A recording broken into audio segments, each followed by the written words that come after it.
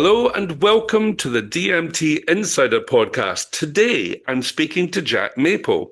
Jack has produced and managed more than 50 productions, including ballets, concerts, musicals, and plays, and also became the West End's youngest producer at just 20 when he co-produced the Olivier Award-winning revival of Showboat at the New London Theatre. And now he joins us here today. Hello, Jack. Hi, Billy. How are you? I hope you don't mind me mentioning the fact that you were the youngest producer because, this is a podcast and not everyone will see. If they see me, they see grey hair, they see old. They see you, they say young. They go, really? He can do that? But just on a sort of quick sidetrack to that, do you feel that holds you back sometimes? Do people maybe not take you seriously?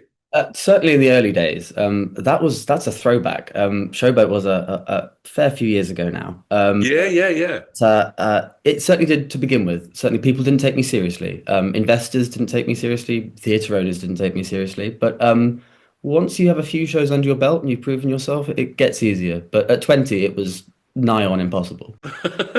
Call it show business because it is business. And at the heart of a producer's work is making sure the investment is there. So there is that real need for, it's not gravitas is the wrong word, but people know you're taking it seriously because it could be lots and lots of money. I look back and think, why on earth did people trust a 20-year-old Jack Maple with their money? What on earth were they thinking? But that was a gorgeous production that I was very, very proud to be involved in. We transferred it down from Sheffield. Daniel Evans directed it. A phenomenal cast: Gina Beck, Rebecca Traherne. It was a very special show to be a part of, and I'm very glad that was my first show. Did you always know you wanted to work in theatre? I know that in your bio it says you didn't want to go to university. So that was obviously a conscious decision. Well, it's interesting you invited me onto this podcast because I wouldn't be doing what I do without Cameron.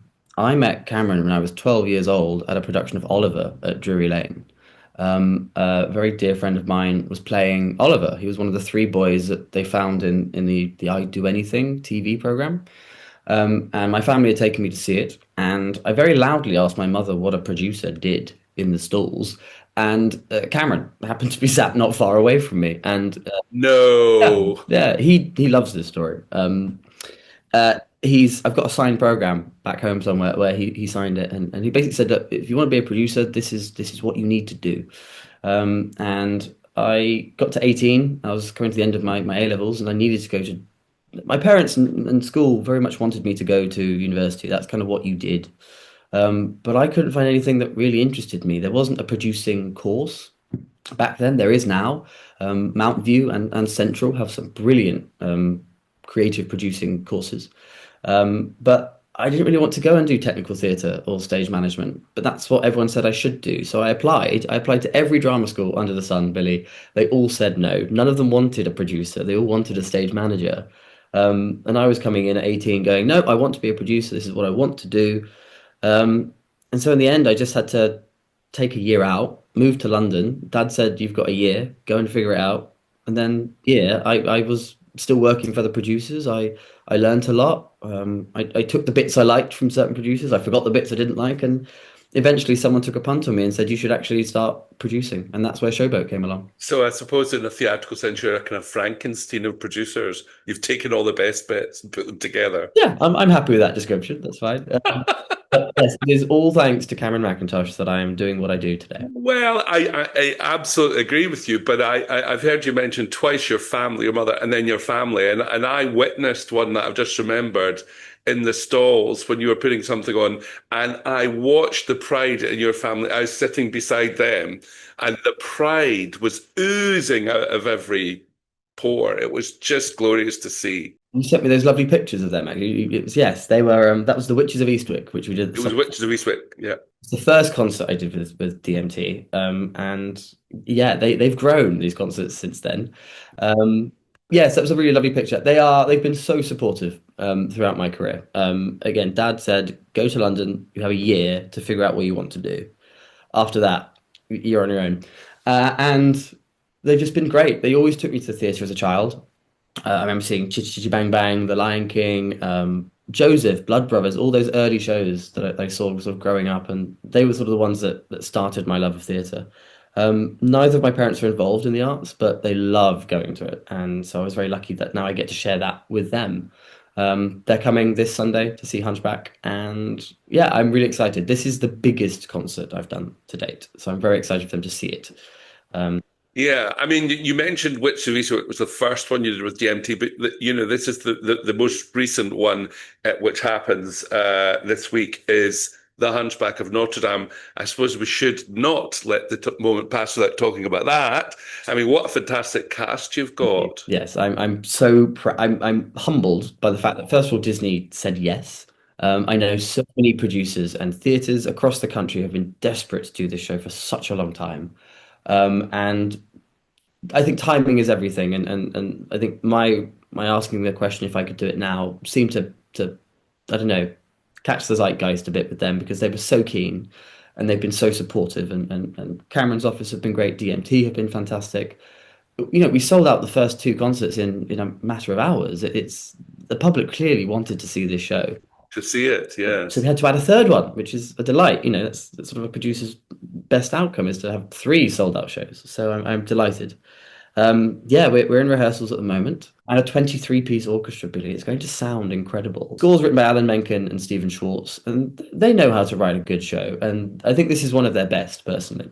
But the first thing through, I got very emotional because as a producer, it's very odd being in the room where you kind of think all these people are here because I had a crazy idea, and now I actually have to see it through. And then they all started singing together, and everyone just burst into tears. And I thought it's going to be a very, very special concert, this one, and I'm so delighted to be doing it at the Edward. It's a theatre I've wanted to work at for a while. Well, I mean, the Prince Edward Auditorium is it's a big place to fill, but when it's full, it has a wonderful feeling, and it will be a joy to be there. Yeah, and there'll be 60 people on that stage. That's vast. It's a That's a lot of people. I know. So some of the people involved, you've got Ben Joyce, Zachary James, Christina Lado, Dexley, sorry, and Adam Strong, to name but five. Yep. We've also got a brilliant young dancer making his professional debut with the show, also playing Quasimodo, in Oliver Hewing. And he's going to be one to watch, I tell you that much. But we're so lucky. We had so many people express interest in this show, that we sort of had a lot of creative freedom to really make it our own, and we had a lot of people to choose from, which is a lovely position to be in. We've got a brilliant ensemble. Then we have the choir, and yeah, a 22-piece orchestra, I think. So, and the most incredible creative team. Jonathan O'Boyle is directing. Alan Williams, the brilliant Alan Williams, is our MD. And we have Mark Smith as our choreographer. So it's really come together beautifully, and I'm excited for audiences to see it now. And the Prince Edward, you say you've always wanted to work there. In terms of, I mean, I know it's about availability at the end of the day, but when you have a choice of places to go, what is it that you look for in a venue in terms of the production? In a venue. I again coming down to availability, but I often like to try and tailor those to the venue they're in, as much as possible. There is something about, without wanting to upset other venue owners in London, there's something about DMT venues that is quite special. And I should add that the reason I'm doing concerts at DMT is thanks to Bert Fink, who I'm sure you know very well. Bert suggested that I speak to Cameron about doing MTI titles in DMT venues. MTI being So there's too many letters there. We're going to go through those. apologies. MTI, Music Theatre International, which is the licensing body for productions that they own the rights to. DMT, we know, hopefully, is Delfont Mackintosh Theatres, and there was another one, but anyway, we'll come back to that. Yeah, so it's a happy combination of being able to MTI Music Theatre International license the titles, Delfont have the venues, so it's a nice sort of marriage where we can pick good titles because it always comes down to titles. I've realised that if you're going to put a musical in concert, you have to know that you're going to almost sell out just based on the title. And I've been very blessed with the titles I've got to do. We've done Witches of Eastwick, which I think again London was desperate to see Witches of Eastwick back in London, and then Spring Awakening, getting the chance to do Spring Awakening, where the rights are normally so closed off.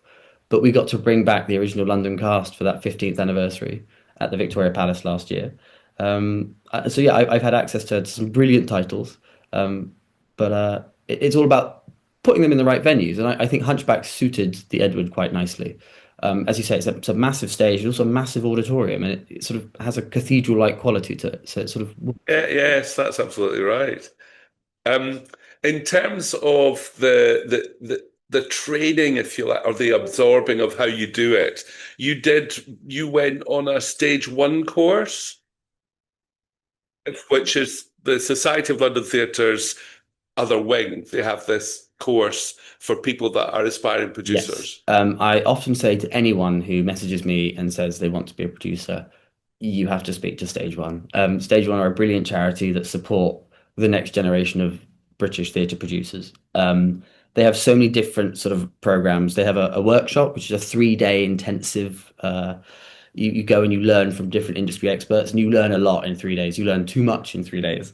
But it's sort of instrumental in how to become a producer. And then they have a bursary scheme as well, which is where you can apply for a certain amount of funding just to support you while you're trying to get your projects off the ground. Most recently, they've just launched a US exchange program. So they send you to Columbia University in New York, and you go and learn how to produce on Broadway, which is terrifying, Billy. It's absolutely, the numbers over there are insane. Eye-watering. Yes, it's and you sort of learn all about the union agreements over there and how to work with venues over there, and everything is totally different.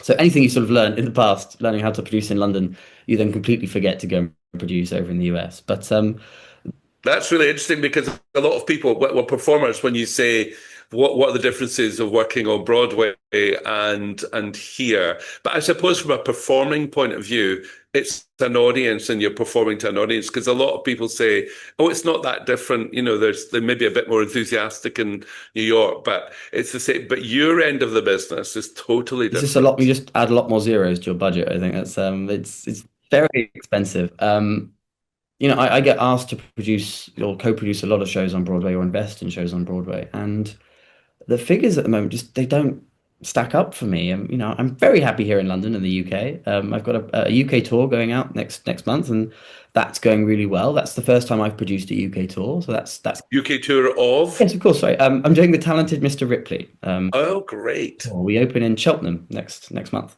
and tour through to April. But that's another really exciting aspect of my job in that I've never produced a tour before, not sort of single-handedly. So that's been fun to put together, to book a tour. I've never done that before. I like to think that every show I do, I learn something new about my job. Hunchback is vast. It's a massive undertaking, much bigger than any concert I've done before. So I'm learning a lot. There's a lot more moving parts on this one, which is quite fun. I've got to learn about working with Disney, who are obviously a huge corporation. Who, how lucky am I to get to work with them? That's fantastic. In the same way that Witches, working with Cameron and his office to make sure that everything was as he would like it to be done. Spring Awakening, we had the writers were heavily involved in that concert. But I get to meet amazing people. As a producer, you sit back and you look at all these people in that rehearsal room and go, all these people do jobs that I can't do, but I've been able to bring them all together. And I love that part of my job. The collaborative element of it is a lot of fun.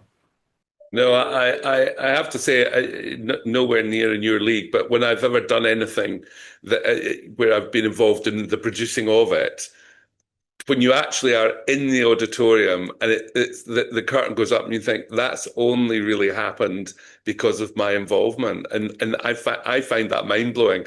As I say, one-off little things. So I can't imagine what it must be like. The feeling must be wonderful when it. It is. And I think you took a really nice picture of me at Witches of Eastwick, actually, which is me sort of leaning against the wall of the You auditorium, were so intense, yes. utterly exhausted, Billy. I think by that point, I was.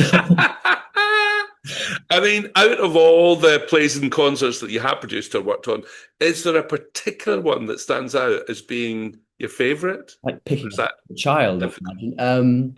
Pick a child. I did a revival of Kander and Ebb's The Rink at Southwark Playhouse about 7 years ago now. Um, the Rink was one of those rare experiences where everything just came together beautifully. We had Caroline O'Connor starring as Anna, the role that Chita Rivera played in the Broadway production. The Rink is a an obscure little musical that ran on Broadway for only a matter of weeks, I think, back in the 80s, 70s. And it's about a mother and daughter who own a roller rink and their strained relationship. But we had Adam Lenson was our director, and the brilliant Fabian Eloise was our choreographer. And there was a moment in Act Two, and Southwark Playhouse, Billy, I'm sure you know, is a tiny little off West End venue, 200 seats. But we had these six workmen who were sort of construction workers who were very manly. They came out on roller skates, and the audience sort of held their breath for a bit because the stage at Southwark is so small. And then all of a sudden, they started tap dancing on these roller skates. And what Fabian did with them was nothing short of extraordinary.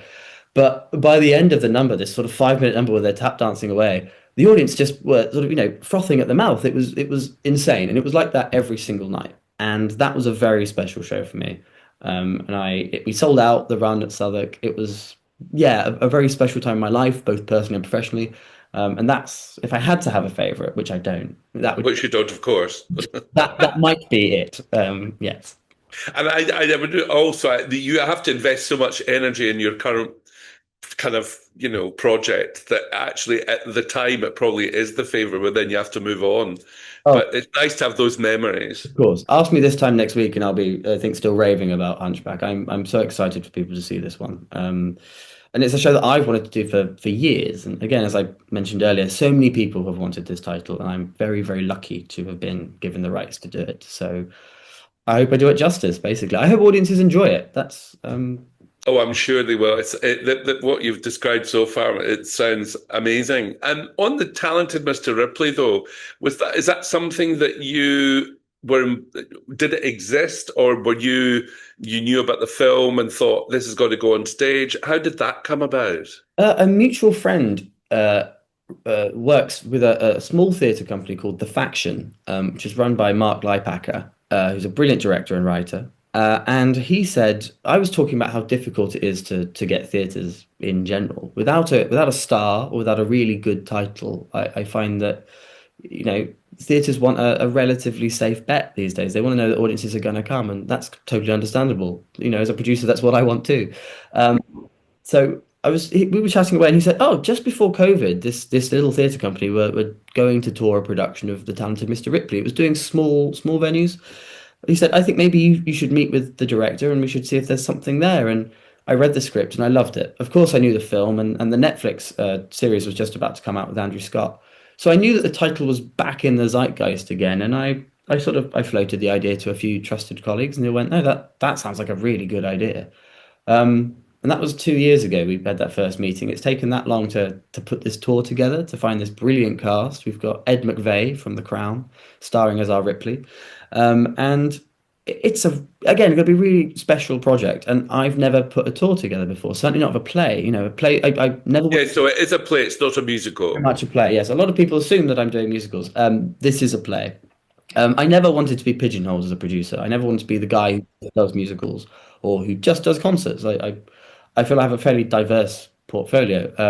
But yeah, it's really coming together quite nicely. I've got two shows in rehearsals this week, which I've never had in my career. So this is amazing.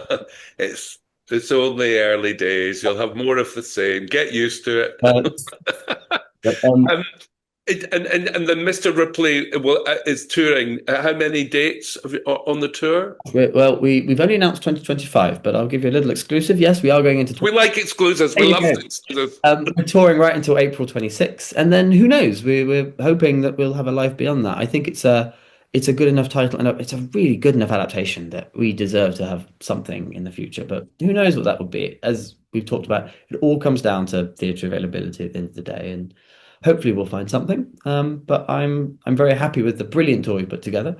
And then I don't know if we have time to talk about it. I've got a third show happening this autumn, which is Go for it. going into the new Southwark Playhouse, the Elephant Space they have. Oh yes, uh-huh. I'm working with producer Kevin McCollum to bring over it's a funny little niche American musical called Ride the Cyclone, which has been massive in the States. It's done off Broadway, it's done Chicago, it's had multiple regional productions, but this is going to be the UK premiere.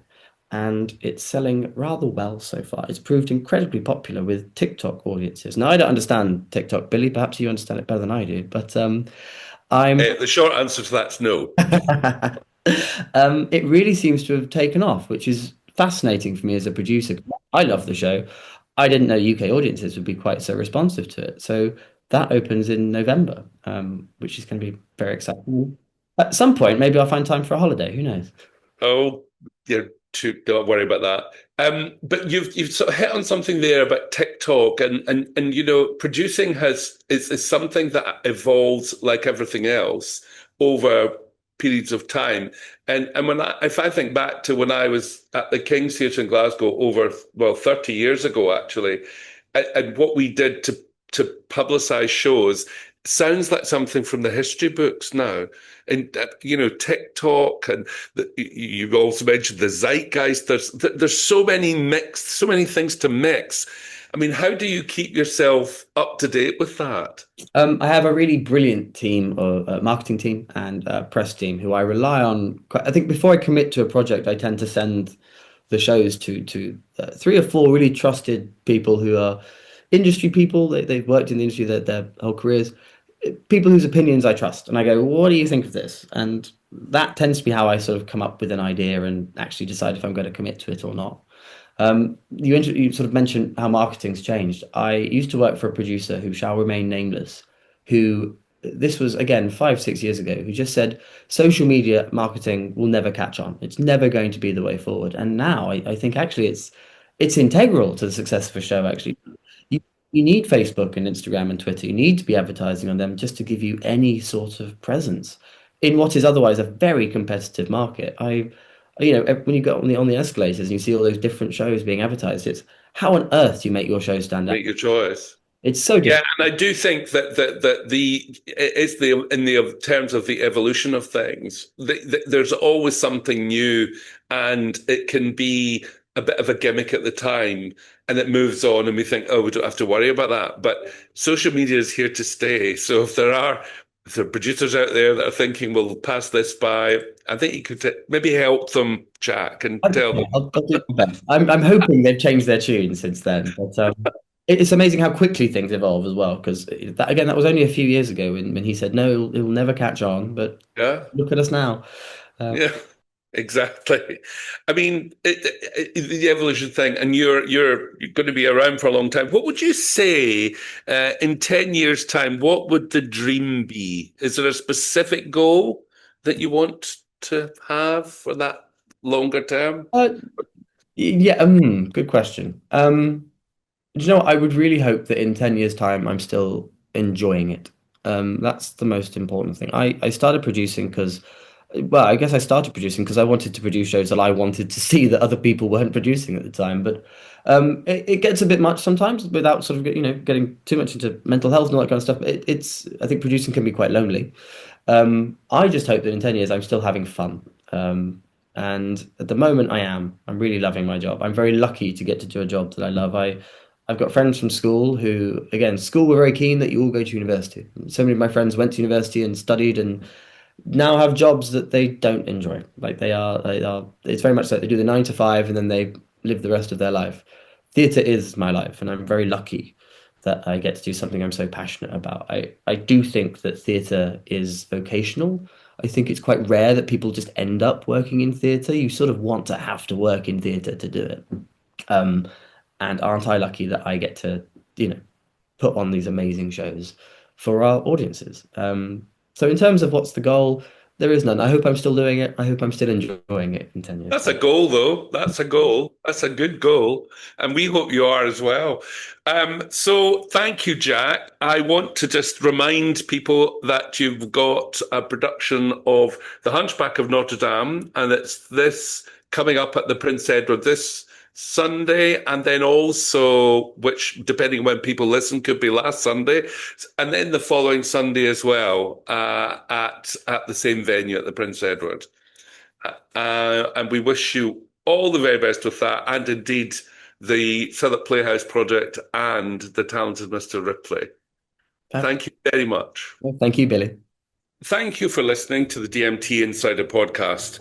And if you want to listen again or catch any of our other podcasts from the series, go to Delfont Mackintosh Theatres, that's delfontmackintosh.co.uk, or Wherever you get your podcasts, it'll be there.